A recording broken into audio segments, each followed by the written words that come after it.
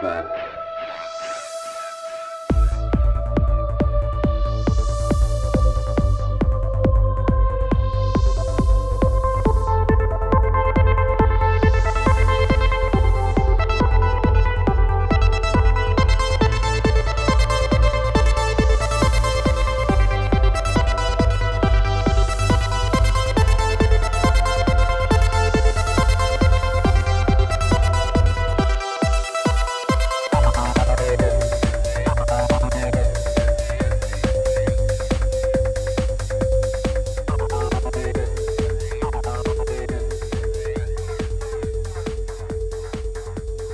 What's up? Another episode of the Ripple Effect Podcast. I'm your host, Ricardo Vrenes, also known as Ricky Vrenes, and a great episode for you today. Today we have returning guest, one of my favorite researchers, one of my favorite podcasters, creator of one of my favorite sites to check out, Ryan from The Last American Vagabond. Please check out his website, thelastamericanvagabond.com. I'll put links in the show description.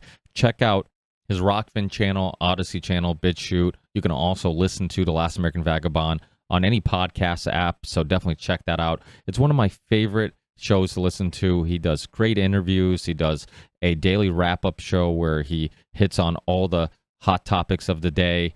This is a value for value show. If you get some value out of these conversations, please give some value back. You can share the show, tweet the show, review the show. Some of you guys have, and I can't thank you enough. I've seen some really, really nice reviews of late, and I can't thank you guys enough for taking the time to do that. If you're in a good financial spot and you enjoy this podcast and you enjoy these conversations, please try to give some value back. You can go to rickyvranes.com or the rippleeffectpodcast.com. You can go to support and find my Patreon page. You can find my Rockfin channel. You can find my crypto wallet if you want to donate that way.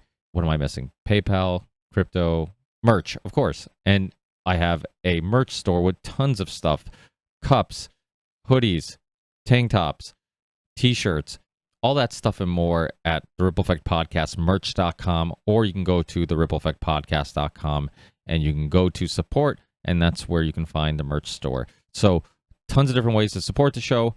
Anybody who has, from the bottom of my heart, I truly, truly, truly appreciate it. Enjoy this conversation, and I'll see you on the next one. Peace.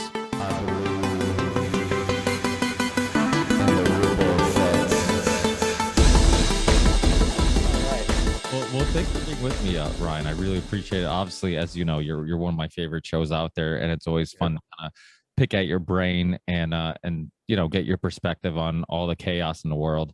We can start with some of that. Like, how do you stay sane when you're literally reporting on this stuff every single day? Well, I'm sure even days you're not doing videos. Obviously, you're researching, you're reading, you're watching stuff. What's your hobbies outside of this stuff? Like, what keeps you sane? Because I think that's probably something that people are curious, and just for their own benefits of like, okay, I want to fight, I want to be outspoken, I want to be proactive, but I also don't want it to completely drag me down all the time, so right. You have some tips? Yeah, no, I mean, I've got one thing that's really important is to continue to connect yourself with nature, right? I mean, I'm real big on that. I know some people don't necessarily have that same affinity, but whether you like it or not, there is a connection there. And I've talked about this a lot for people, that there's something called grounding, which is simply, it's amazing. People don't even realize if you to make it a regular thing to go out and, take your shoes off at the very least and just walk on the ground, the girth, the grass. There is a scientifically verified interaction that happens between your body and the earth. And you can feel it. Like, you just feel grounded. That's what they call it, that, connected to everything. And it really does kind of just, clear you out, and really that just, going out for a walk, right? I mean, that's one thing I do quite a bit, is just go out and walk with my family, or, just kind of get outside. I mean, I play music quite a lot. I play guitar. I'm actually right now working on trying to get some of these songs that I have. It's one's literally about revolution. One's literally, it's they're just so perfect for where we are right now. So maybe those will be coming out, but it's important just to have those outlets, artistic sort of things that, make you kind of disconnect you from that constant feed in your mind, at least for me. And funny thing, of side note, I just recently went out. I mentioned on my show that me and a group are working on a homestead community right now. It's real early on, but this is something I just went and did. And for the first time in a really long time, I actually didn't. My phone was off. I mean, it was, no service basically where we were, but like 2 days for the most part. And it was just crazy. And my fans are forever, God, where'd he go? Is he die? Is he dead? It's like, we was freaking out. But it was amazing. Like how I just, it's a weight off you, like you just don't realize that it's there. And because you get pulled into it, even when you're doing things that aren't work related, you got your phone, notifications, and you're sending things to yourself, and it just doesn't really leave you that 24 newsfeed fear mongering, so you have to find ways to break away from that. I have an interesting way about me that I've always thought was different, where for some reason I'm able to kind of put it away. I can look at some of the worst things that really affect me, like just leave me feeling like what is wrong with people, and yet I can put it away. I can go pet my dog and go get some dinner, and it just doesn't weigh on me. But there's been a few times in my past where it has, but I've worked with a lot of people, like especially going back to like the, pedophilia and positions of power conversation, the Pizzagate and all that stuff. There was some heavy stuff, and there still are in that conversation. And I worked for some people that just couldn't cut it. That got into it, and they were all about it and want to break the story. And after about a few months, they're just like, I can't do this anymore. Like it's just, some people just don't have that, Anyway, the long answer is just to find your outlets out there where you can, that are artistic, that are, things that you can dive into that will consume you for a while, then break you away from it. That's just like a prescription for everybody out there right now. I think we all agree with that. Yeah, no, I think it's super important to do those type of things. I always tell people, I'm like, regardless what your hobby is or whatever your art is, if you like to paint, draw, create things out of wood, whatever it may be, you need it, and find time to do it. I have guitars all over my house because I hope that it provokes me to like pick it up if I walk by it. I'm like, okay, maybe I'll be more likely to practice from time to time if I just have one conveniently right next to the couch. And when you do play, if it's keyboard, whatever it may be, it really is a disconnect to all these other things, and it kind of, it's kind of like hitting the reset button. And but another thing that's really interesting about art is that it also helps you, in some cases and some examples, you can see how art can help you disconnect from things. But in another way, art can also help you dissect things and look at things from a deeper perspective too. Music has always been, when I was writing music growing up, it was always a way of self-reflecting. It would force me to have to look in the mirror and really understand how I felt, or why I felt that way, or what trauma I was dealing with that might be having some effect on me, because I was looking for inspiration. And a lot of times those are places you look for inspiration. You create beauty out of sadness, out of something, maybe trauma or something ugly in your life. So yeah, I mean, which brings me to my next question. As a music fan, and maybe if you want to expand on any those other things, please do. But as a music fan like myself, are you disappointed with the fact that they aren't seeing through the bullshit? Because there's so many musicians that have disappointed me, and so many musicians I'm like, I thought you're supposed to be against authority. I thought you're supposed to be going against the grain. You're supposed to be willing to, you fight back against propaganda and all this stuff, and then all of a sudden you're promoting it. Right. Like the Onspring and Rage with the Machine, like the groups that are Rage with the Machine, the fake ones that they're screaming, oh, anti-establishment. And now they're just like lockstep with the agenda. Those are fake in my mind. You know what I mean? Like these are the fake pop culture kind of stuff. And yeah, it really does disappoint me to see some of these people that you've seen throughout history, in their history of their music careers, challenging things that you might expect to be, just government for war, foreign policy, and it's the same kind of point we make about the people in independent media that were moments ago screaming about how the government and foreign policy and we can't trust them. And the very same people then make choices in regard to your health in tyrannical ways. And they're just like, oh, you're a conspiracy theorist.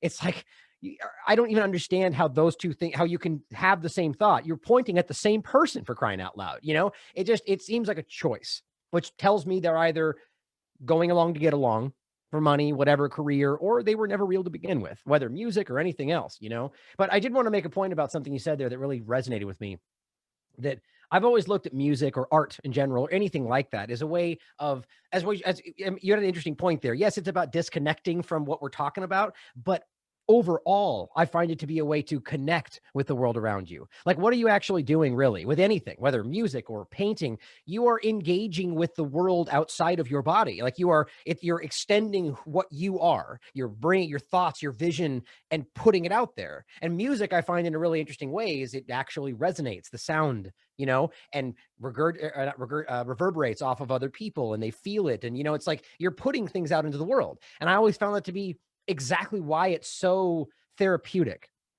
Whether you're good at it or not, you are putting a piece of yourself out there, and I think that's just something we need to understand how powerful that is. And in a way, what they're trying to take away from you, right? If you're not going outside your home, that doesn't really happen. Whether, look, right now we're connecting in a sense where we're talking, but we're not really connecting. You know what I mean? We're not shaking hands. We're not literally next to each other, exchanging energy. We're talking, which is important, but that connection is everything. And I think that's why the artistic part of it is so important to me, because it's a way to do that, even if you're not necessarily engaging with a whole crowd of people, but I really thought your point was really interesting there, the different sides of that, Yeah, I remember when I used to write lyrics, and now it's kind of taken a back seat to the podcasting, because podcasting is just taking so much of my time. And when you have a family and a job, you already are limited on time, and podcasting is much easier. It's much more rewarding. It's quicker. I don't know how you guys do it. I really don't. I've said that about everybody I know that has a family that does this. Like, I mean, I put every damn second I have into this, but I just don't know how you guys do. Mad respect for people that do as much work as you do and balance this. I just have to say that every time. It's incredible.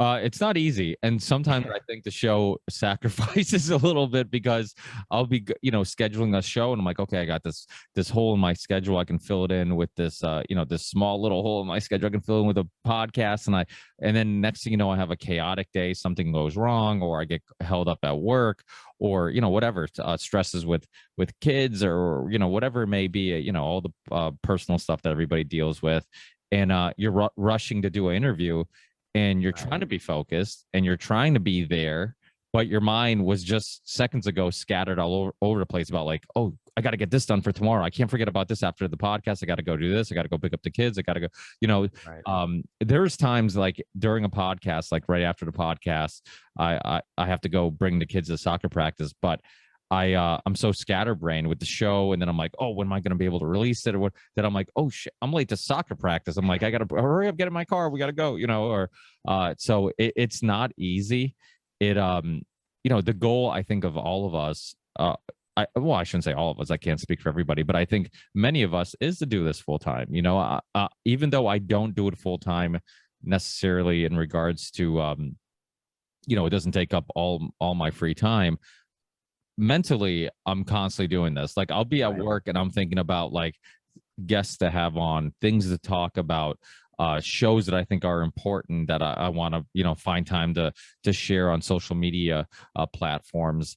So yeah, without a doubt, and again, it's one of those things where I'm sure eventually it would feel like work, but right now I just, most of us, I'm sure when you got into doing this, you didn't do it for financial reasons, and you were passionate, and you had this desire to do something and contribute something, and find fulfillment in something. And I have a hard time believing this at one point would feel like work. And that's why I kind of stay away from like commercials and promoters and any of that type of stuff. I'm like, and then it's gonna feel like work. I'm gonna have to read some stuff, and even if I like the product, I'm not a very good reader and making it sound organic. Some of those people can read something and it sounds like they're saying it, and not me. I'm gonna sound like I'm reading, and I'm a poor reader, so it's gonna sound even worse. So it just feels so disingenuous to me, and look, I'm not hating on people that need to do that to be able to maintain what they're doing, because that's the end game, right? I mean, that's, I think, what they're trying to do with attacking PayPal and everything else, is they're desperate to stop people like you from making this a 24/7 gig. You know what I mean? Because that's what they're afraid of, but unfortunate that that's some of the only ways people can make this happen by you doing that. But it cheapen what you're doing. You know what I mean? Like, yeah, no, by the way, buy this flashlight, and it's kind of like, and good and good on them if that's I'm not going to hate on it. I don't personally like it for what I'm doing, and I think what I've tried to show people is that there is a model. Now, I did get a lot of like right now there are intermittently people that are like bigger supporters, and it all comes through just general donation. Nothing was solicited. There's nobody that's controlling what I'm doing. I've laid this out for many people a lot throughout the past, but it doesn't need to be advertising. You have a lot of people, Ricky, who believe in you, who support what you're doing, who support the Union of the Unwanted. And I promise you, every single one of them, especially right now, would be willing to give $1 here or there to make sure that your work continues. And not because you ask for it every time, just because they choose to. This is something the mainstream media and the apparatus out there just is baffled by. They don't understand why people would give money for nothing, because they're sociopaths, in my opinion. And so the point is that seems to be the future of this field. Donation-based support groups, like peer-to-peer economies. Like we're building outside of what they're trying to force on us, and I think I actually forget where that point started, but I wanted to say that that's something that I really am passionate about. Like, I really want people to try to strive for that. Oh, and I guess that was the other thing, is that, I am lucky enough to be in an advantageous position where I only have my dog and I have to feed myself, right? So there was a time there where I rode that line, I rolled the dice, and I said, I was a chef. I was working full time running a kitchen. It's just impossible, 50, 60 hours a week. And I was barely doing the work. And I just said, you know what, this is important. I have to try. And I just said, I'm going to give it a shot. I quit. And it was scary for a long time, riding that razor's edge, just like about ready to not pay your rent, selling cryptocurrency, trying to, just barely making it until it just barely started being enough, and then that's all I wanted. And ever since then, it's just continued because people believe in what we're doing. I just can't stress that enough. I think that's what everybody out there in this field should try to emulate. It works. Yeah, I tell people all the time, I'm like, support the content creators you like if you can. Of course, if you can't, if you're not in a great financial, I say it in every intro. I'm like, right. It was really a lot of other shows and other listeners who kept saying, like, say it's a value for value show. You don't want to do commercials. Give people a way to give some value. And I always say in the intros, I'm like, value doesn't mean financial. If you're not in a good financial spot, the last thing I want you to do is contribute to my show. Yeah, just share the link. Yeah, share the link. Get it out there. Yeah, and hopefully somebody who's loaded will listen to this. It does happen. There are plenty of people out there that believe in what we're talking about, that have plenty of money, and it's like they find the value in it and they show it to you. All I basically do is I don't look, again, it's a difference of opinion. Some people out there would say, tell them, you talk about it every time. I just generally intermittently basically just remind people, look, just to remind you guys, we are user funded 100%. Right? This does not exist without your support. So if you want to see it continue, give us some support. And I say the same thing, like really just sharing the links, all that's important. It's amazing how many people are inspired by that, and again, it's just, I think that's what scares them the most. They're deathly afraid of what this community is beginning to build because they can't really control it. Like even the new platforms coming out and, now pirate streams and all these different ways, like we're pushing this narrative in, and I think it does unnerve them quite a bit. Yeah, and I think a lot of us podcasters, we're artists and we're creators, and most artists and creators, they don't really care about financial gain. They look at like, okay, let me perfect my art. I find enjoyment in just exploring my art, perfecting my art, doing my art, and then if things fall into place, great. But I find fulfillment in that. I don't need a bunch of ones and zeros in the bank account to be happy.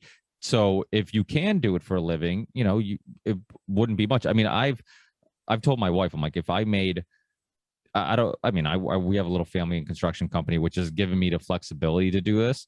And, I always joke around, I'm like, the podcast is kind of stunt the growth of the company because instead of like going to look for work or spending time, focusing on how to expand the company, I'm like, hey, make sure I got to make sure we get out on 3 because I got a show at 3:30. Right. And sorry, no overtime for anybody, and which isn't actually that the worst of things because a lot of our guys that work for us are younger guys who have, they're young parents or they have hobbies and things they like to do. So they're not the type of not like the old generation, like my father, who to him, you work every moment you can, no matter what, you never turn down work.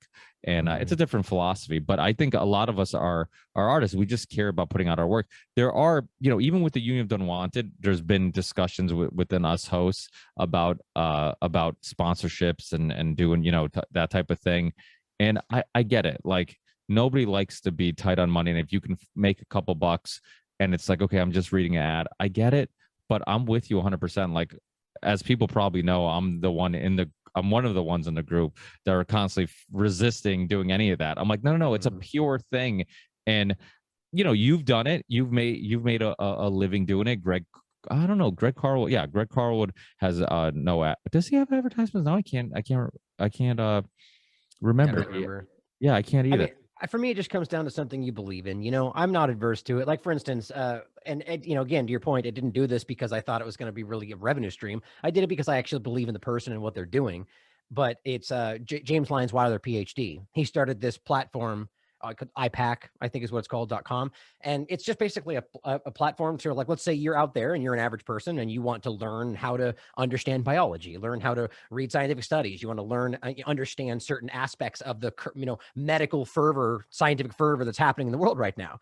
And, so instead of them telling you you're too dumb to understand it, learn it, right? Learn how to understand this so you don't get told you're too dumb to understand it. And they have courses that you can take, right, that aren't like colleges. These are experts, PhDs in these fields, or doctors, experts and scientists in these fields, and they will teach you on online courses. And I thought that was fantastic. I was like, there's no, like, I believe in that. And I even told James, like, look, there's an affiliate link that you can share, and maybe people will sign up, and maybe I'll get a few dollars from it, but that's not even what it's about, So as long as you believe in it, I think that's what's most important, because that, I think, is where I would draw a line for people in my mind. I wouldn't probably say it out loud, but I'd be like, well, what, you're choosing to support a product that gives you enough money to your platform, but the product is not what really aligns with what you're always talking about. And that, that is what cheapens it. So it's like, there's plenty of people out there that would love to support that, survival food, or, those kind of things. Like, there's a dime a dozen out there, people like that. And you could support that anytime, who doesn't need survival food, or, those kind of things. There's nothing wrong with that, so that's what it's all about, is finding the appropriate things to work with, Yeah, and I'll tell people stuff I take. I mean, if people follow me on Instagram or wherever, I'm constantly just sharing pictures of vitamins I take, supplements I take, anything that can help other people. And I wouldn't want to take any of those companies' money. It's more like, here's some cool stuff. If this can be beneficial to you, then take it, because I've looked into it. It's good products, it's good ingredients, it's moral companies that actually care about the products they're putting out, right. Especially in like food and diet and nutrition. I've been so deep in that for most of my life that I know all the little tricks on, I'm like, give me the ingredients. I don't care what the label says. I'm like, give me the ingredients. Let me see what's actually in it, because they'll put all types of stuff on the front of it, keto friendly or paleo friendly or whatever, and then you read it, it's full of cheap vegetable oil, or sucralose, or whatever else that's in there that's harmful. But yeah, I'm the same way. Like, the idea of like, okay, I like these products, so I'm not, I get it. But if you like a product, what's the big deal if you're advertising or marketing for it? I get that aspect of it, but it will, to me, it kind of will feel like work. I mean, obviously yourself, Corbett, I've always been a fan of both your work and how you guys do it. The whole idea of just donations, that's why I give people opportunity to do donations and whatever they want to give. But the truth is, and the No Agenda show is constantly talking about it, and many other shows, like 0.0001% of listeners. So the same chances of dying of COVID are the chances that they're going to donate to you.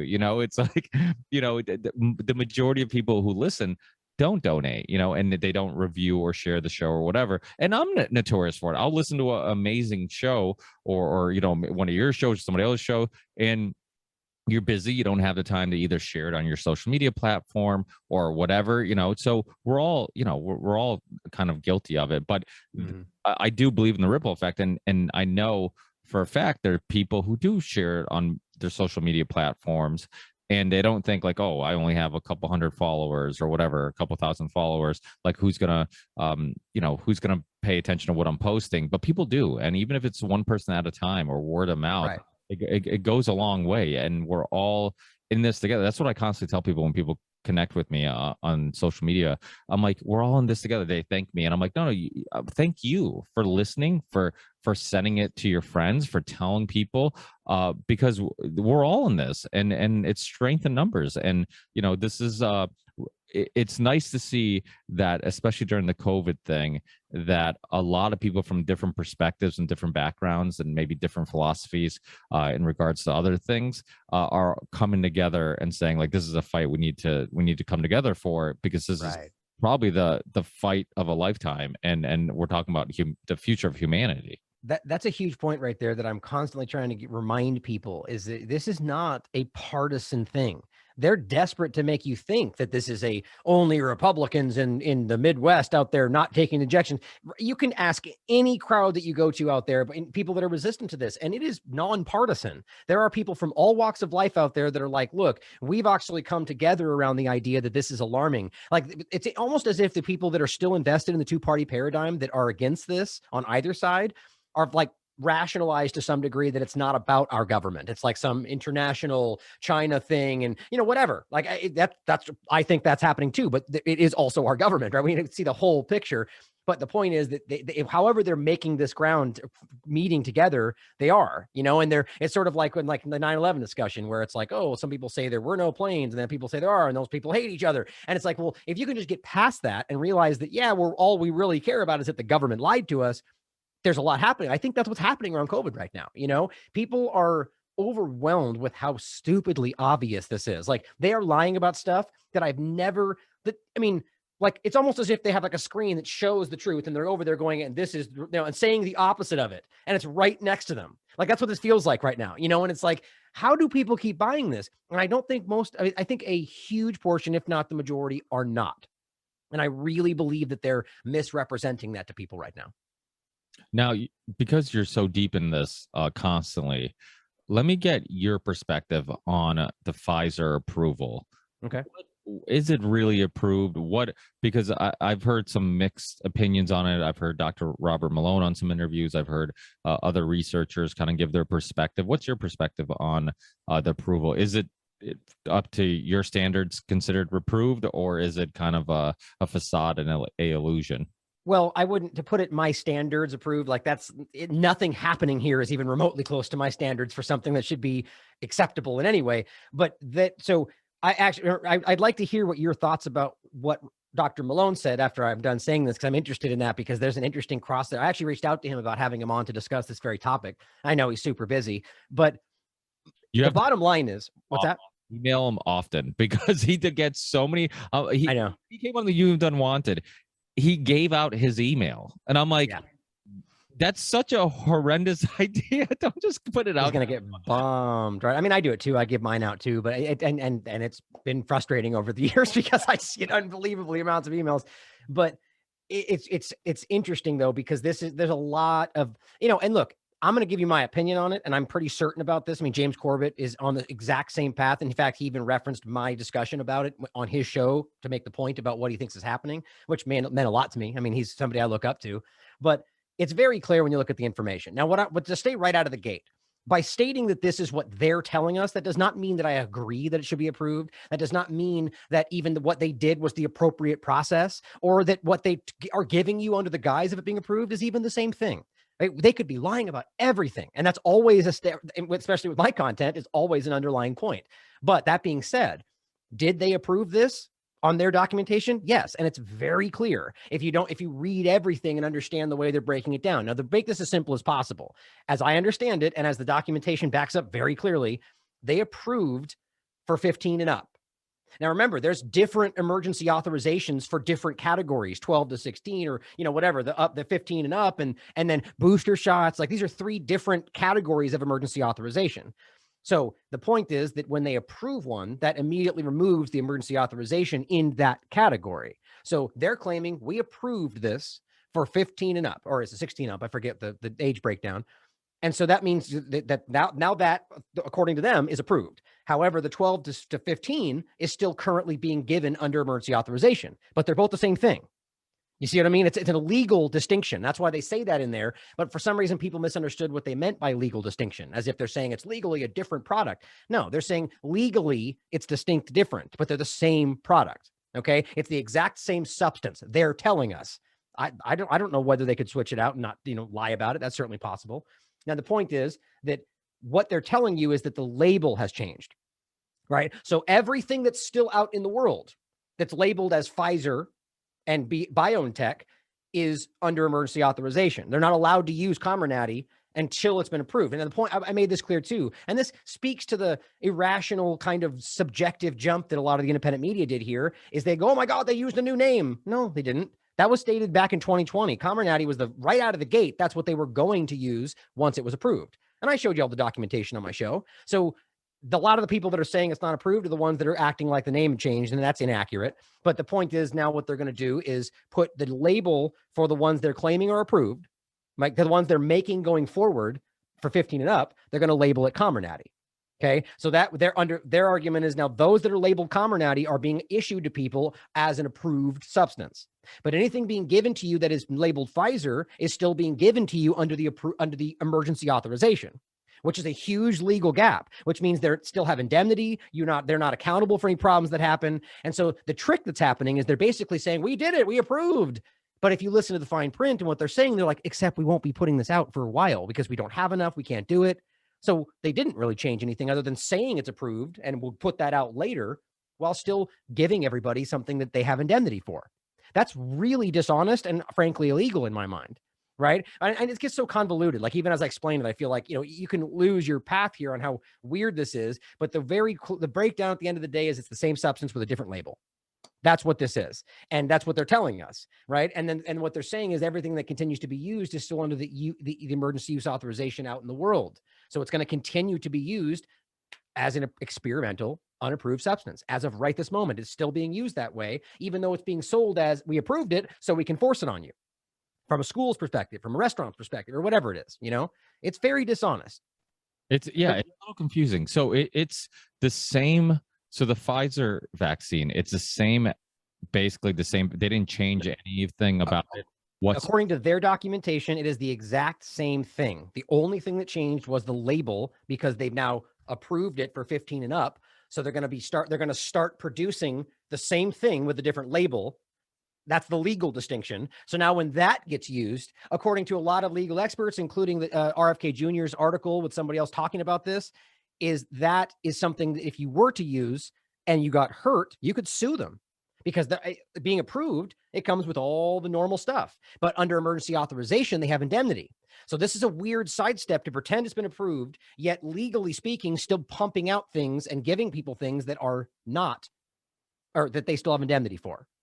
Yeah. So, it did seem like it was false advertising, because what you're doing is you're giving people this unrealistic, you're giving them faith in the Pfizer vaccine, even though it's really, nothing's really changed. It's like, and let me add to that. The point is that doesn't remove any of the stuff we already know, right? Approval or not, it's riddled with problems. 14,000 reported deaths, over 500,000 reported adverse events. Even the new information coming out about specifically Pfizer, the Lancet just put a study out recently talking about this, an increased risk of myocarditis, not just a, potential here or there, like an increased risk. You get an increased risk of myocarditis if you take this injection.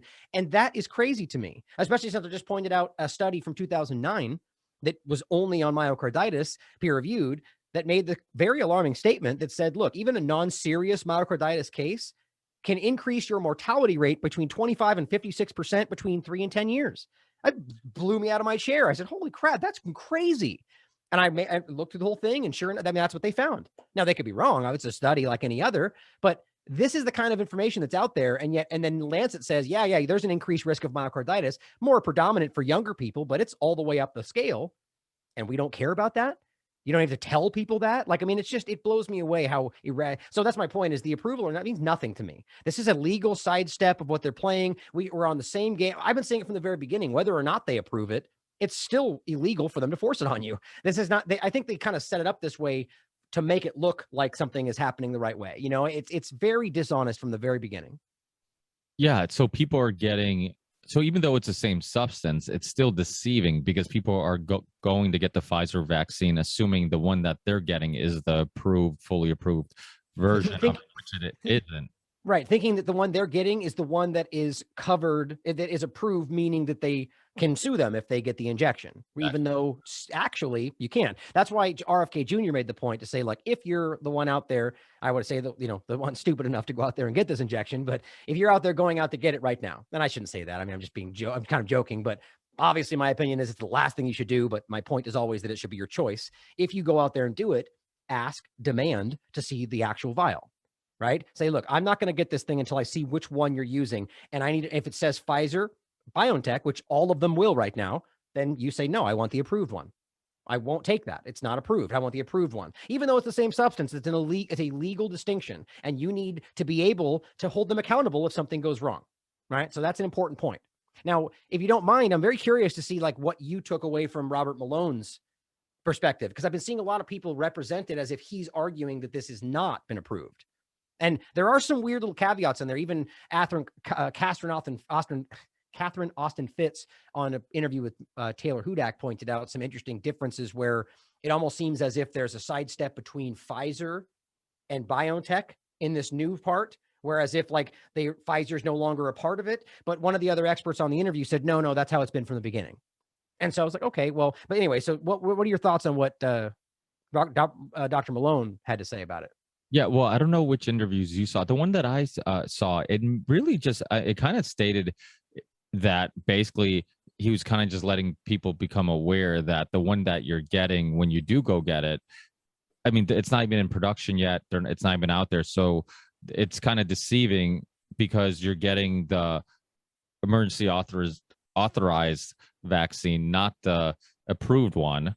So, but he kind of same thing. Yeah, same thing. But you're right. He did say something, and again, his interviews kind of circulating a couple weeks ago when they first announced this. But you're right. A lot of the headlines for his interviews were like not really approved. Exactly, and that's not true. I see. My point is, I don't think he's actually saying that. Yeah, I haven't gotten in contact with him since our last interview, but based on what I've seen from his actual work, not the interviews representing his work or the coverage of it, but his actual statements seem to be saying the same thing, and people are misinterpreting it just like they're misinterpreting the documentation. Now, I could be wrong. I haven't gotten in contact with him yet, but it just seems like there's an easy way to hear what the way you just described it, the same way I did. You could walk away thinking they're two different things, but legally, under whether they have indemnity or not, they are legally two different things, but they're the same substance.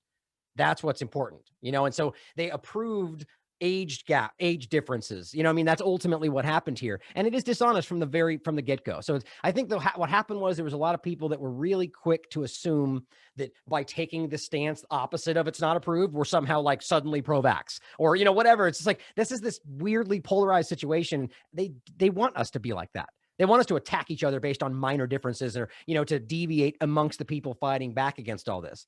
Divide and conquer. Classic tactic, you know?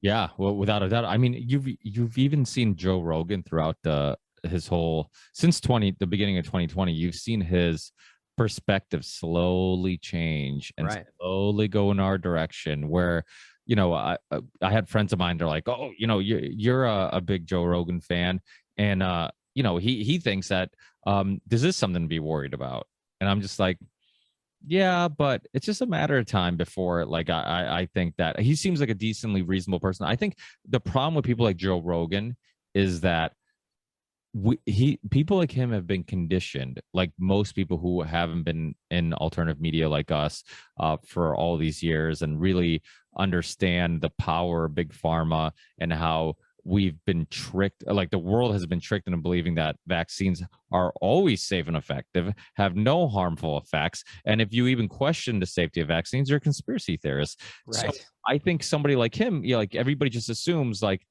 oh, this vaccine thing, this has been basically settled. Like we've decided as a community, as a country, as a world that vaccines are safe. Anybody who says otherwise is crazy. And so I think a lot of people's first reaction when they started promoting the vaccine, the COVID vaccine, was, yeah, this is just like the other vaccines, Right. safe, they're effective. Anybody who says otherwise is just like the other vaccines, are crazy. They're the same people who are anti-COVID vaccine are the same people who are linking vaccines to autism and all this other stuff. Like, they're just lumping all these things together. And so I think that's their first reaction. But as time went by, I think, like you've been saying, like, the truth will slowly seep out. It's almost like you can only suppress it for so long, and so many things that we could talk about today, or we could say today, like, it possibly came from a lab, that it's basically a bad flu. Like, these are things that you couldn't dare to say in early 2020 or mid 2020 in the height of the lockdown. We were censored for even entertaining the possibilities in the beginning. Like, we were some of the first out there to be like, well, here, because T-Lab specifically has been covering the bioweapon discussion long before this ever started, like way back. I mean, where, bioweapon discussions of US, like around, shoot, I'm blanking on the exact location now. No, well, no, not 14. Over in Europe, there's a place, I can't remember now. I don't want to try to think, but there's a specific location that is just, they've been screaming about this forever. There's a bio lab over there. The U.S. government works, from this lab, and there's all sorts of outbreaks and stuff that happen all around it. Same thing happens in Africa. Dr. Boyle, who you've talked to before, he's openly stated this. Francis Boyle, I thought he's been on your guys' group, but he's the drafter of the Biowarfare Act that the U.S. government still uses to this day, even though they act like he's a conspiracy theorist. And he's the one that he stated that all these are bioweapons. Like, it's easy to point out, as well as the fact that he goes, if you look at all of the outbreaks in Africa around Ebola, every single one of them are a stone's throw away from a U.S. government lab. And it's like, maybe that's just a coincidence, but when you add it up with everything else going on, it's a topic that has been so obvious. And the point was, I rattled off on that, is that we got censored for, pointing out the real stuff. And Fort Detrick was a part of that before Fort Detrick became the center of, at least on some arguments, around COVID-19, which, I mean, how ridiculous is that? It's like we could be pointing about how, look at this area. There's even a documentary that I play clips from before COVID, where they're like talking about all the people sick around Fort Detrick and all the cancer. And there's just all these overwhelming problems. This guy's like, 11 people on my street have died from cancer. It's like, what is it? We just ignore that stuff. And then here we are going into this discussion, and it's like, oh, that's fake news. We can't talk about Fort Detrick. That's conspiracy theory. It just shows you how controlled all this is, Have you ever had Chris Newby on your show? No, the name doesn't ring a bell either. Chris Newby? Yeah, she wrote the book Bitten, and I recommended her to, like, I think Sam had her on eventually, and some other people. When I had her on some years ago, her story was fascinating because I have a personal connection to Lyme disease.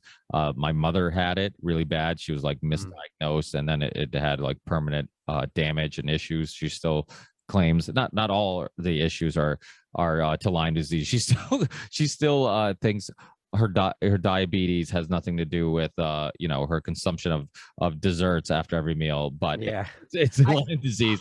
I very much believe Lyme disease. It's my opinion, and it's based on the research, but I can't prove it. But I very much believe that Lyme disease is produced in a lab. I mean, the tick-borne Lyme disease discussion is wildly obvious. Yeah, well, that's why I brought her up, because when I on some years ago, her story is very interesting. She's a scientist. She was in Massachusetts at Cape Cod, or I don't know where she was in Massachusetts, on vacation. She went back to California, where she's from. They're not used to seeing Lyme disease there, so they misdiagnosed her. They always do. Yeah, and in Massachusetts and the East Coast, not so much, because we see it more often. Going back years, though, like my grandfather apparently had it for like a decade, and they never knew. And like, nowadays it's becoming more, but the point is, from that point when it was created until then, it wasn't something that they couldn't trace it back to anything, right? I mean, it was just a sudden thing. And, go ahead in your story. It's an obvious thing they can't trace, and they still to this day misdiagnose it damn near every time, as far as I can tell. Well, I'll send you her information, because she'd be a great guest for you. Because when I had her on, her story's interesting, because she's the scientist misdiagnosed. She was bedridden for like 1 or 2 years, like super sick. So, and then she's a scientist, so she was curious on like, what the hell is this? So she starts researching, and she starts finding out that there's all these possibilities that it could be a bioweapon. And then she finds all these declassified documents. She ends up talking to, I don't know if she talked to or found some quote or something that the guy who discovered Lyme disease talked about. He thought that it could be a bioweapon, and like, so she went down this crazy rabbit hole. And at the time, bioweapon and biowarfare wasn't the most hot of topics. And Right. so I ended up having her back on because I'm like, well, let me get your perspective on COVID, because you've done some really interesting work on the history, because she ended up going into so many CIA operations and all these other things. So, she was the furthest thing from a conspiracy theorist, and then end up discovering all this stuff. So, and it was all because of her getting Lyme disease. My daughter actually had Lyme disease a couple of years ago when she just turned 5. I think she was 3 or 4 when she got Lyme disease. And luckily, because I'm always freaking out about Lyme disease after what happened to my mother and how common it is in the East Coast, when we found a tick on her, we saw the ring on it, and we're like, dude, we got to get this taken care of immediately. So I'm not a big fan of antibiotics, but everything kind of has its time and place. And luckily, if you do get a tick and you get Lyme disease, 2 weeks of antibiotics, and you can basically it's a no issue. She took antibiotics for 2 weeks and it was gone, and that was it. Obviously, there's some concern about gut health. I always have the kids on probiotics, prebiotics, enzymes, all these things that kind of help build their gut health, because that's a concern about antibiotics. You're on it for too long, it really just demolishes your stomach, which I think to my mother. Well, my concern is more so about, if hypothetically speaking, if this is a bioweapon, then God, who knows what, like, think about what we're talking about today with COVID and everything, all the stuff going forward, or the injections even, and everything going forward. It's like, you wonder, if it's misdiagnosed and they're barely even able to figure out what's going on, I don't really have much faith in the fact that they can tell you, well, that's all that's going to happen.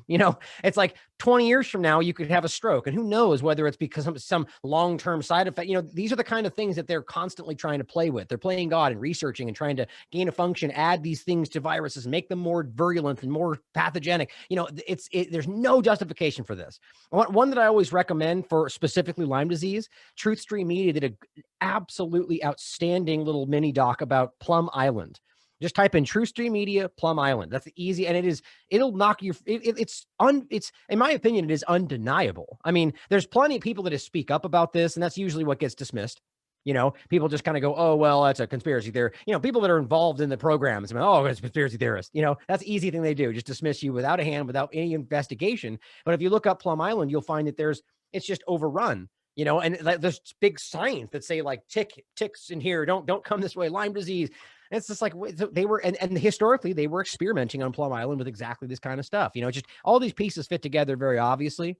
And it does just speak volumes about possibly where we are right now, or at the very least, if you want to pretend that this just naturally happened, or it's a leak, or whatever variation of the narrative, it still means that they're manipulating stuff in these labs and playing with it, or how about even more so, to make an interesting point, for those out there that don't believe in germ theory, right? It's still just as possible here that they were like working with things like even Dr. Kaufman. I just had a great interview with him. We talked about parasites and bacteria, and these are things that can still infect you and can still spread, right? So they're working on stuff in those labs. Let's not pretend that's not happening. So whether or not you agree that there are such a thing as a virus, they're playing with things that can get you sick and can hurt people. And there's no justifiable reason, especially if you believe there's no such thing as a virus, right? So no matter your belief system, we should be very up in arms about the way our governments and other governments, China, working with the US for that matter, are continuing to play God like that. It's very scary.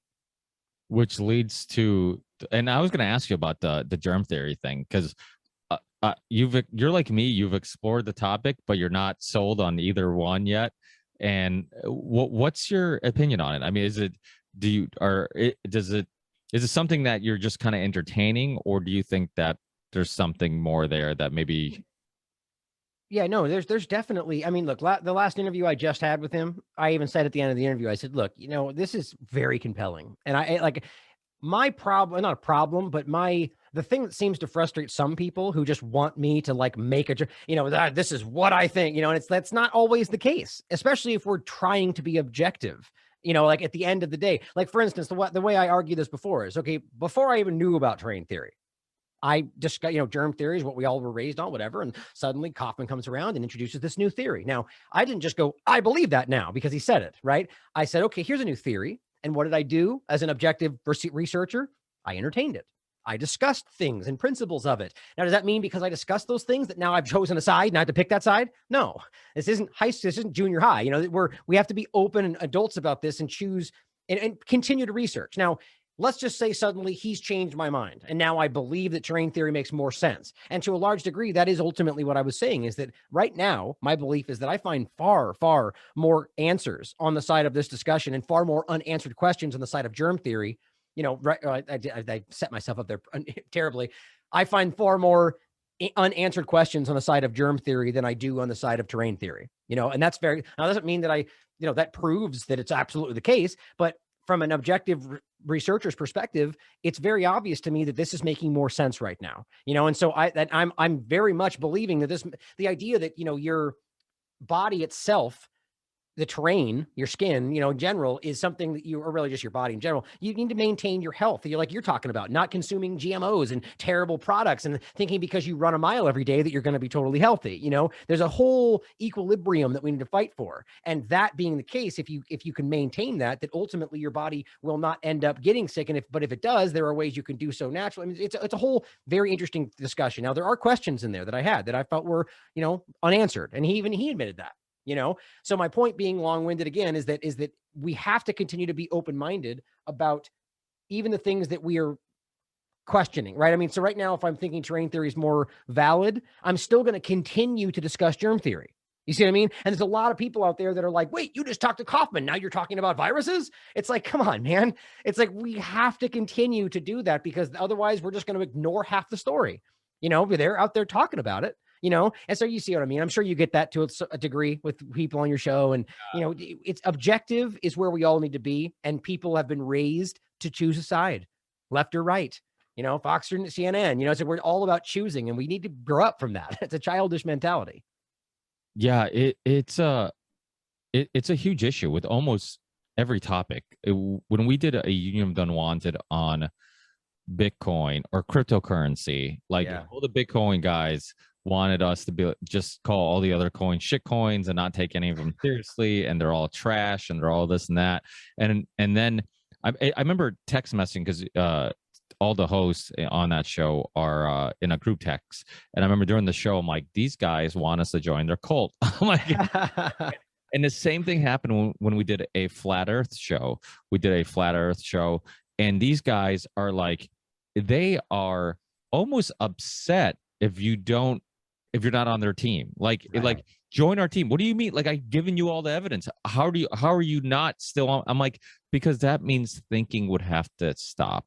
Thinking would have to end. Questioning things would have to end. Like, to me, that's one thing I've always, and I say it over and over again, the importance of philosophy, and just not even like understanding the philosophers and their thoughts or whatever, but just the practice of philosophy, the exercise of being a philosopher, like constantly questioning things and understanding that most things will never have a legit answer. Will never like, that's important. Yeah, it's so important, because once you decide that this is where I stand, or this is, this is my team, or this is the thought or idea that I'm subscribing to, all questioning ends, all thinking ends, all, because now your next step is defending that thought, defending that idea, because that idea now represents you and you represent that idea. And to me, that's why I'm not married to anything except my wife. I'm like, I'm not married to any ideas whatsoever. Like I if I will go back and listen to shows, like I have a friend of mine, actually, Andy, who was on the last Union of Unwanted, and he sends me stuff all the time. He's the guy with the crazy hat, Andy Gerard. He's awesome, but he's convinced that Rogan's a shill, right? And he sent me a couple of videos of him contradicting himself or changing his opinions. I'm like, I'm watching these videos, and I'm like, some of these opinions are from like years apart. I'm like, you could probably find me contradicting myself on the same episode. I'm like, or how about the fact that maybe he, maybe he's just, like the idea, the jump to assume that he said something here and he contradicts it here, therefore he's a shill, is ridiculous. Like, and I hate, like, I understand that you should be like, therefore maybe he could be something, like maybe that's the case. Like there could be 100,000 other reasons why that happened. Maybe he just changed his mind. Maybe he lied the first time. Maybe none of it's what we think. And I think the point there is really important, because that's the same idea around the whole flat earth or any of these other discussions, and the problem is, here's an interesting kind of overlap between COVID-19 right now, right? So we're talking about all these studies, peer reviewed. A lot of the people on our side of this are going like, how do they not see this, right? How is it so? And I say it all the time, it's so ridiculous. It's obvious. Here's this research that they're saying, blah, blah, blah. Now, is it possible that we're doing the same thing? Sure it is. Maybe we're that person. Maybe we're right now acting like, I do not see the reality and we're missing something, right? If we can't accept or entertain, or not accept, if we can't entertain that possibility that we could also be in the wrong because we're missing something, then to your point, we have stopped questioning, right? We need to question ourselves. But what's interesting is like taking the flat earth, for instance, and this is why I brought that up in that union of unwanted. I'm interested by why people make that jump, not even in an insulting way. Like I point out, maybe I'm wrong, but they're saying, okay, like in the interview, here's all the flat earth evidence. And they show it all in front of you. And they think it's like, this is the peer reviewed science we're pointing to in COVID, right? They're like, this is absolute. And you look at it and you're like, well, I don't feel the same way. Like, it's interesting, right? And they're going like, what are you talking about? It's right there. It's all in front of you, right? So we need to consider, even in this context, that, that it's possible that it with the flat earth point, that we look at that and maybe it's just possible you walk away and you're like, I'm just not as convinced as you. Right? I see the same thing. I just don't find the same conclusion there. And if we can't come to a common ground on that, then that's the divide that's happening. Now, the same thing is happening in COVID today. And this is what I want to get at, is that we are at a deadlock where we are going, here's everything. And they're going, you're a conspiracy theorist. And we're just like, it's just, there's nothing you can do after that. Right? So we need to find the next step.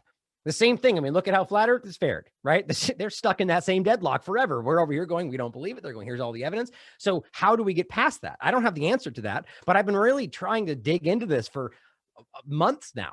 Like, I'm actually trying to find like a psychologist to talk to off the air. Like, how do you reach somebody who has decided that they are, in a cult, let's say somebody's in a cult, and they've decided that this is the best thing they could ever do, despite the fact that they're being raped and murdered and, whatever, but in their mind, they're like, this is the best thing ever, until you break them out of that cult and they look back and go like, oh my God, like, how did that happen? How do you get to that point? How do you break past someone's block? I actually don't know. Do you have any thoughts on that? Well, I think the cult thing is very interesting, because if you look at the majority of people who join cults, and this might be even true with flat earthers, Bitcoin, extremists, it's people who they almost, not in all cases, but in many cases, I would say the majority of cases, are people who don't have a tribe, who they don't have a community. They don't have that I guess that's probably the best words to use, a tribe or a community. Yeah. And that group, that community, that cult gives them that. Because how many times do you see documentaries about cults and it's runaways, it's people who come from broken homes, it's people who are looking for a family, who are looking for a community, looking for just people to be with. And there is something too about like groupthink and being together and then being caught up in it because everybody around you's saying this makes perfect sense and this is the absolute truth and all these things. I mean, I've talked about it in the past with going to concerts, how you're all in that room and you almost feel like you're experiencing it together, and you're the energy in the room, you're all, it's what we were saying before. It's the music, it's the vibration, the energy hitting you all simultaneously. That's the point. Sorry, I just had to make that connection to what we were saying before. I mean, that's powerful. But it connects everybody. You see with political stuff too, like with the RNC, DNC. I mean, somebody would be up there. They're not even saying, like, from the perspective of a viewer, if you're watching it on your computer or you're watching it on TV, it, like, you're just like, nothing he's saying is profound. But the people there are like, yes, oh my God, I think the same thing.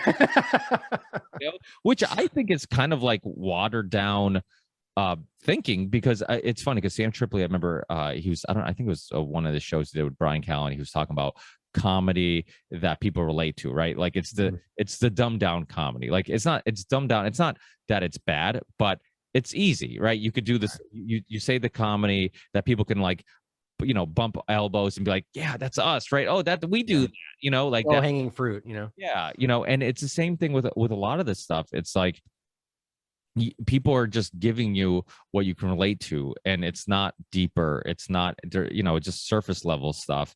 And so I think that attracts people. It attracts, and I think people are looking for answers. There was Yeah. that video years ago of two AI robots that were talking to each other.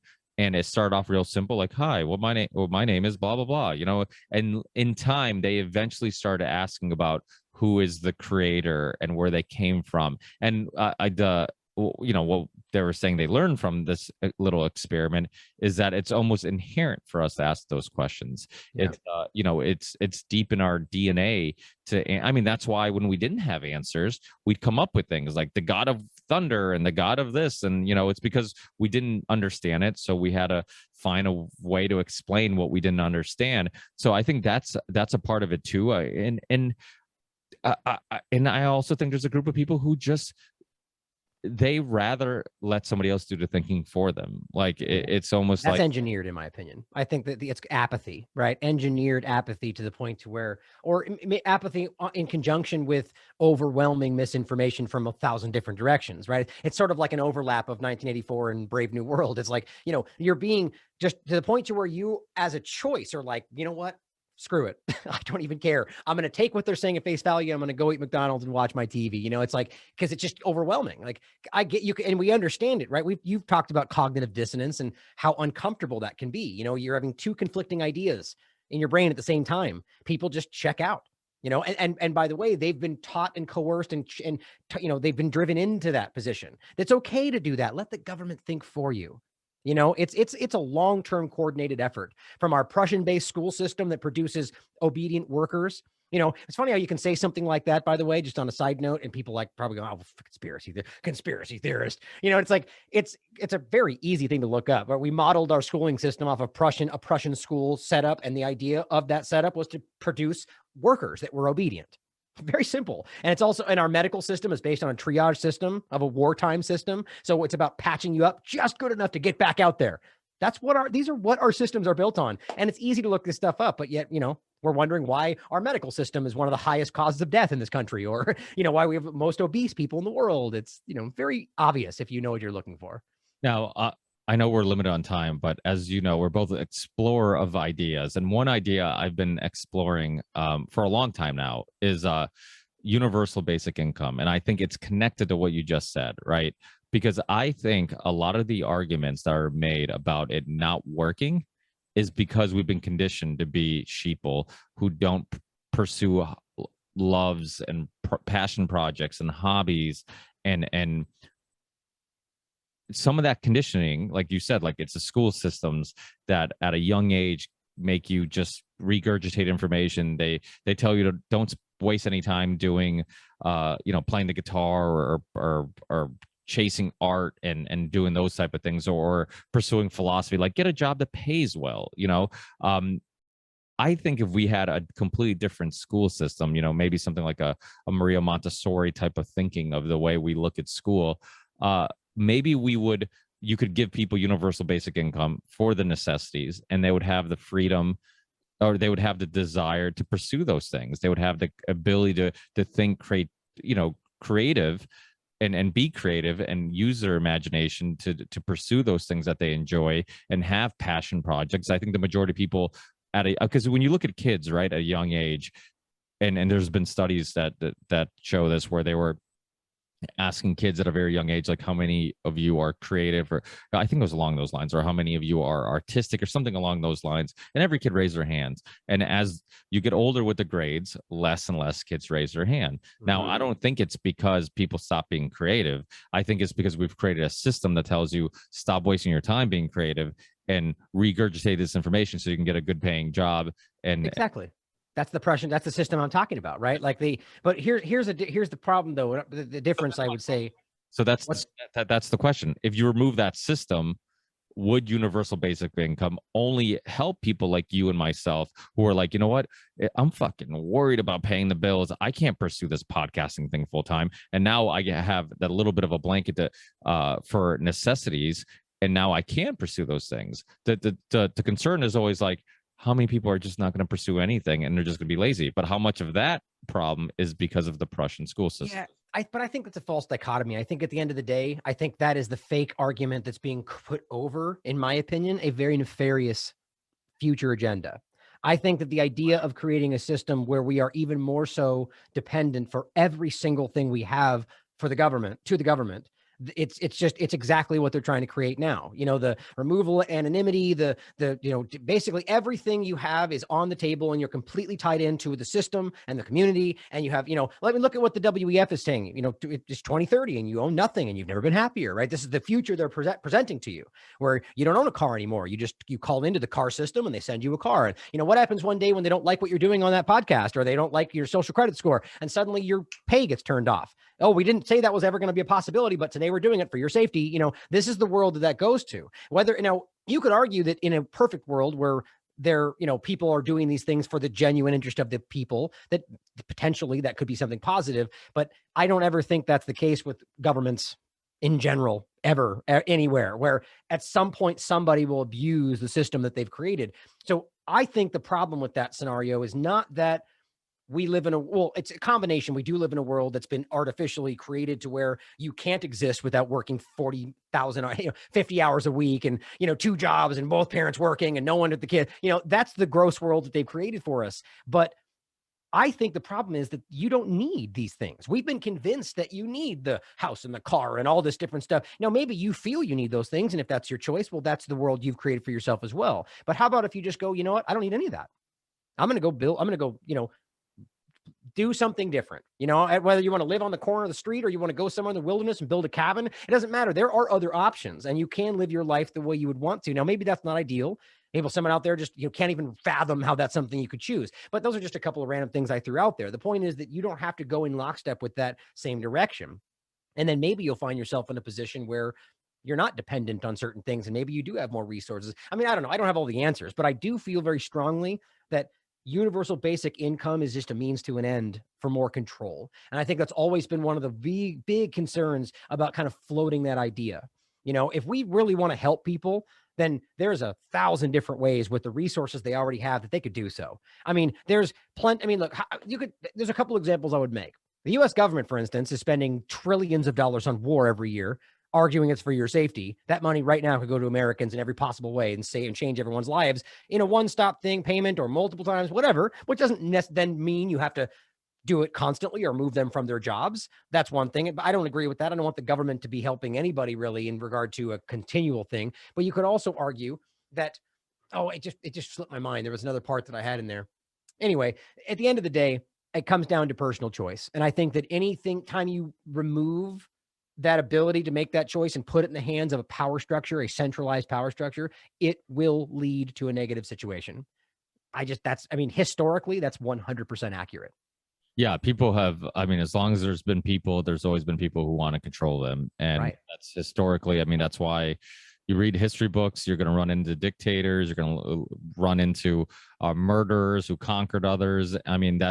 We tend to believe that that's in the past, that's not happening now. It's like, no, it's not. But I agree with you. I think in theory it would make sense in regards to, because you look at our system now, the welfare system. You're giving all these people government jobs, and then you're also giving people the incentive not to work, because I know a lot of people, like single moms, who are like, if there's no point in me working more. The more I work, the less government handouts I get. So it's like, right.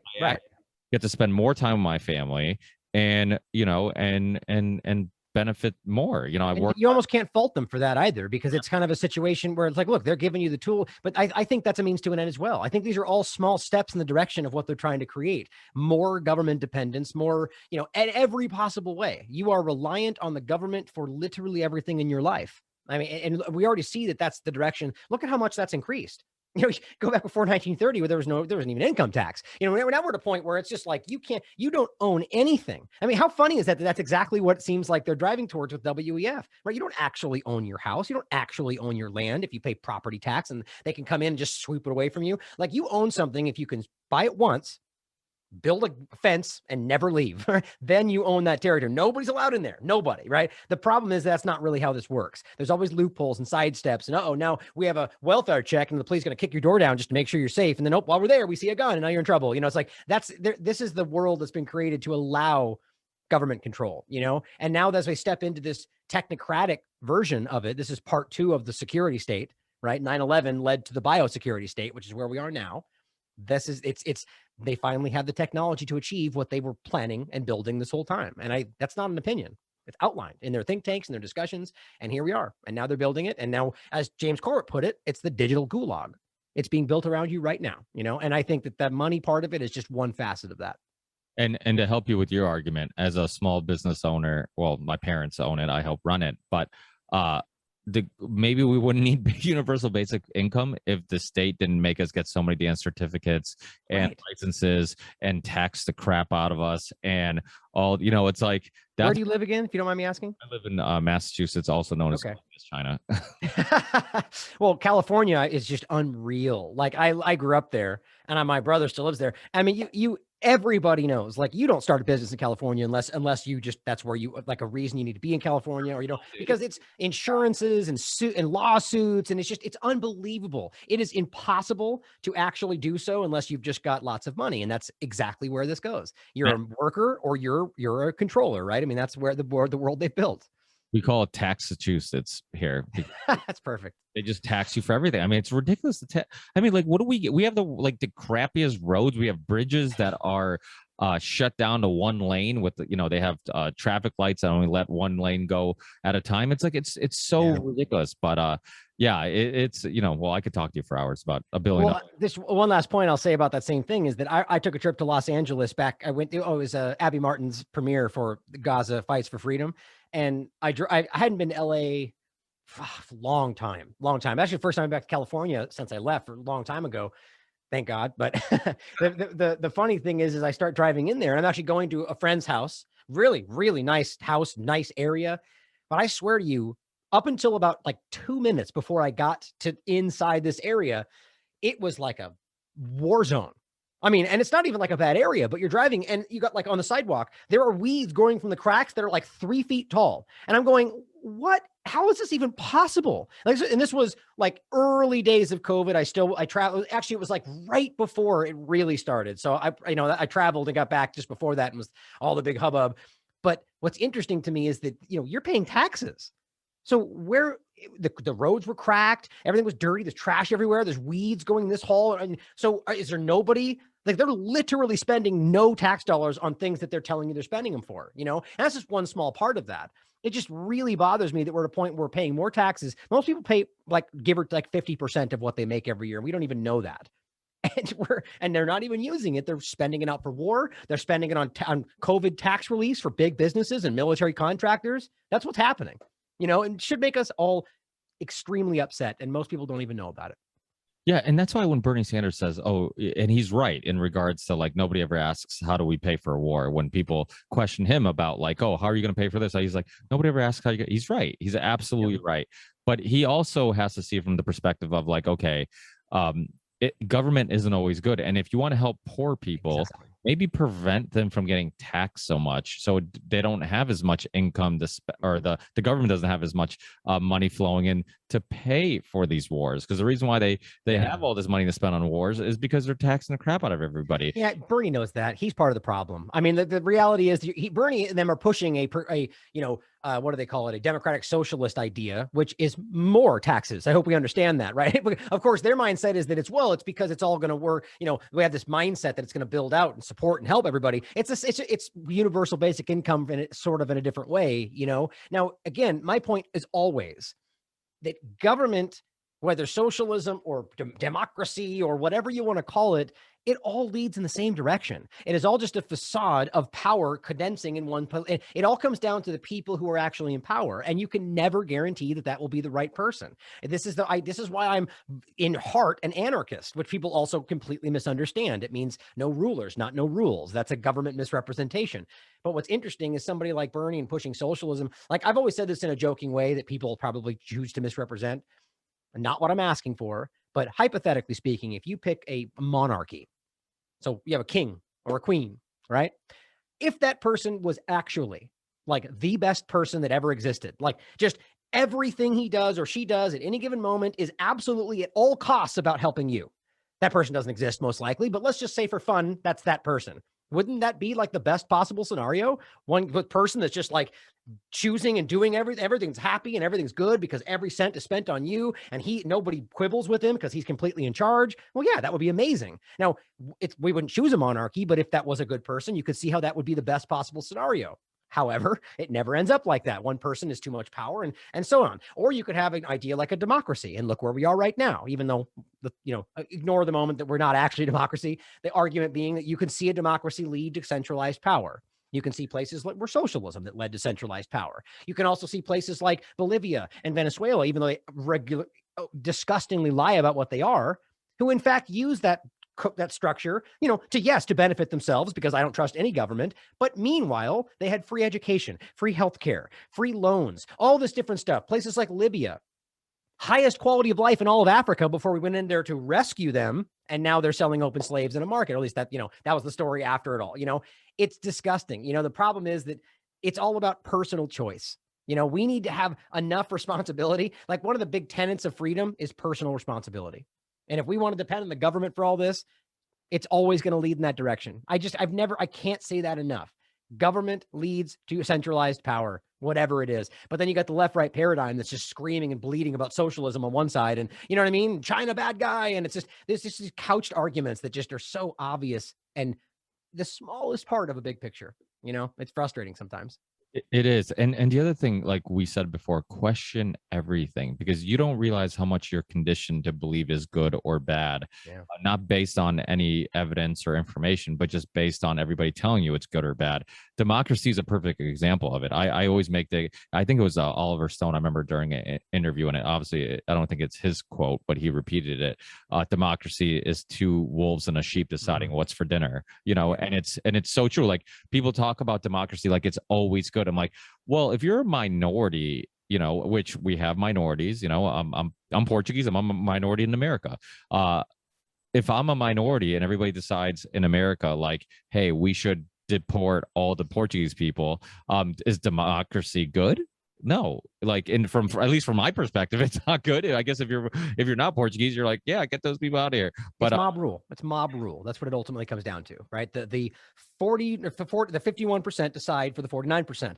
Yeah. I don't know why anybody thinks that's acceptable. I mean, I guess it's better than some of these things you could argue. And again, it all comes down to the people actually embodying what we're supposed to be voting for. That's the biggest lie of our entire system. Does anybody actually believe that these politicians are the living embodiment of our constituency? Of course not. They have lobbyists, they have people in their ears, they have political agendas, they've got personal interests. They could care less about what you want. And at the end of the day, we see that. That's why Congress has like a 8% approval rating, yet somehow they have like a 97% reelection rate. We don't control any of this. And it's just so frustrating. It can be so obvious. And we just keep getting yelled at down from the centralized elitists that act like they're the majority of people. It's just not. We'll never get past this conversation until people can realize that at the very least, half this country, maybe 40%, maybe 51%, but half this country is on your side. And if we don't realize that, we're going to fail. Yep, without a doubt. And that's why I was saying, like, I was just kind of making an example. Democracy, we're conditioned to believe it's good. Anarchy, we're told to believe it's always bad. Anarchist or believes it's crazy. Oh, don't even entertain them. Don't even explore those ideas. So that's why, that's a great way of ending this. It's like many of your shirts say, question everything without a doubt, even your beliefs. Let people know, because you are censored on some or most platforms. What platforms are you still on? And of course, you're still on Rockfin, like I am, and I believe some of the other ones. But what are the best spots to keep up with all your work? Right now, the best ones, superu.net is the newer one that is doing really well. And it's a free speech, censor-free platform. It's designed that way. There's tips you can directly donate to the channel, or you can do recurring tips. So there's no need for PayPal or Patreon anymore. Go to superu and just do a recurring tip and do $1 a month, $2 a month, or as always, just share the link. That's most important. But I'm also on Odyssey, BitChute, Rockfin, VK, Periscope, all, literally anything other than the ones we've been censored for. I put it everywhere we possibly can. And we're about to add TikTok to the censor list. We've gotten 2 strikes for posting valid, scientifically verified information. And I'm not even, I say that about peer-reviewed science to be fair, on a quick point, I'll say that sometimes about a 4-hour show. I don't really know what they didn't agree with, but I'm showing a lot of peer-reviewed science and I try to be pretty damn objective. But there's these 1-minute TikTok clips where I'm literally looking at a peer-reviewed study. Fake news. And it's just like, God, this is such a ridiculous world we're in right now. It's just so silly. But add it to the list. But anyway, the best place to go is thelastamericanvagabond.com. That is the best place to go, directly to the website. As I always say, don't let any of these platforms, any of them, be the conduit between you and the content you want to watch, or between you and the ripple effect. Go to the website, go to where they're posting or wherever he wants you to go, and work from there. That's the way this should be. Yeah, well, the truth is you're getting kicked off TikTok for too provocative dancing, right? Is that right? Have you too many nurse dancing videos? Have you worked with Matt from Content Safe at all? Do you upload all this crap yourself? I'm like, thank God for Matt, because I wouldn't have the time to upload. You're on literally every platform, which I love that idea. Like, don't neglect, because TikTok has become like a place for conspiracy theories. Like, people are getting news and information. Like, we kind of laugh about it, but it's a lot of young people are getting information from there and getting information out from there. So I love the fact you're like, you know what? There's no place I will not try to reach people. Exactly. But I got to be honest, I hate TikTok. I can't stand it. It's such a terrible platform. It's not meant for actual discussion. It's not meant for there's no space for nuance. Just like Twitter. It's the same thing. It's designed to make 230 characters, there's no way you can have a conversation. People will do threads and they try to do it, but it just devolves into vitriolic hate, negativity, and chosen sides. The same thing, but it doesn't mean there aren't uses for it. As I always point out, Twitter, there's some of the most real-time information on there anywhere, but half of it can be wrong. It's you got to be open to that and realize. But yeah, TikTok is definitely a place where people are finding avenues outside of it, but it's not going to be the way to go, right? TikTok is going to be censored. We're already being censored. So you can see where that happens. I actually think a lot of these are being set up like a Rumble, for instance. It's my opinion, but I believe they're being set up in order to be the next choke point. A group like Rumble, it has all the same connections as a YouTube. It's I don't see why anybody thinks that's the next step. They might as well be their Amazon and App Store, and it's the same damn thing, anyway. The point is to try to find the things like a Super U or the Rockvins or the Odysseys out there that are trying to go in the right direction. That's what it's really all about. I'm gonna have to look at a Super U. Oh, and I wanted to point out before we go, the Content Safe. I actually just set up an interview on the Tinfoil Hat podcast for November, and he mentioned Matt and that. I'm going to check that out as well.